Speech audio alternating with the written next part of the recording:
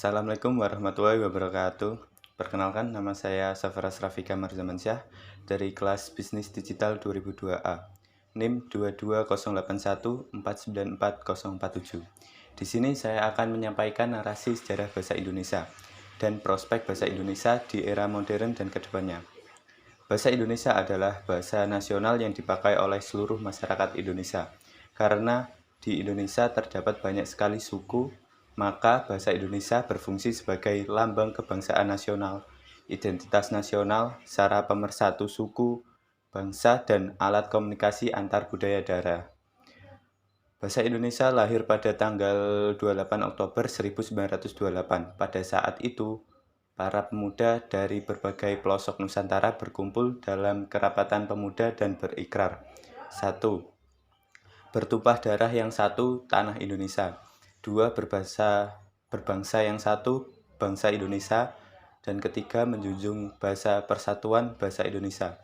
Ikrar para pemuda ini dikenal dengan nama Sumpah Pemuda. Pada awalnya, buktir ketiga dalam Sumpah Pemuda tidak mengakui bahasa Indonesia sebagai bahasa persatuan.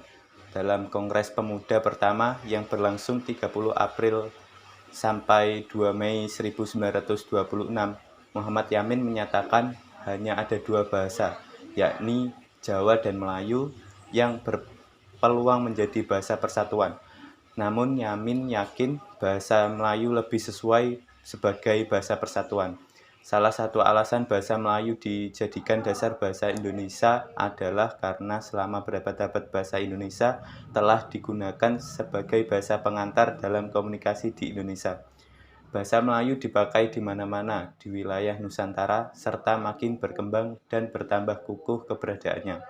Bahasa Melayu yang dipakai di daerah di wilayah Nusantara dalam pertumbuhannya dipengaruhi oleh corak budaya daerah.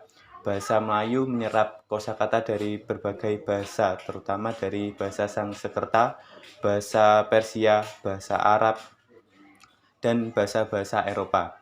Bahasa Melayu pun dalam perkembangannya muncul dalam berbagai variasi dan dialek. Atas usul Muhammad Yamin, bahasa Melayu menjadi dasar bahasa Indonesia, maka membuat para pemuda Indonesia yang tergabung dalam perkumpulan pergerakan secara sadar mengangkat bahasa Melayu menjadi bahasa persatuan untuk seluruh bangsa Indonesia.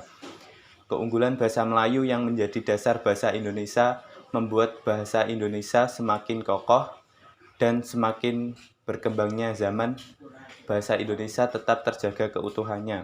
Dan kini di era modern, semakin banyak warga negara asing yang mempelajari bahasa Indonesia.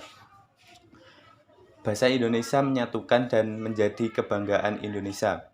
Prospek bahasa Indonesia di era modern ini bisa tetap dilestarikan oleh masyarakat, karena di zaman sekarang banyaknya ditemukan bahasa gaul yang eksis di anak muda, maka bahasa Indonesia seringkali tidak digunakan dengan baik. Diharapkan masyarakat bisa menggunakan bahasa Indonesia sesuai ejaan yang disempurnakan. Dan diharapkan bahasa Indonesia semakin luas menyebar ke negara asing, sehingga Indonesia bisa semakin dikenal oleh dunia. Hal ini dapat terwujud apabila pembinaan dan pengembangan bahasa Indonesia berjalan dengan sebaik-baiknya dengan memanfaatkan setiap peluang yang ada. Sekian penjelasan dari saya. Wassalamualaikum warahmatullahi wabarakatuh.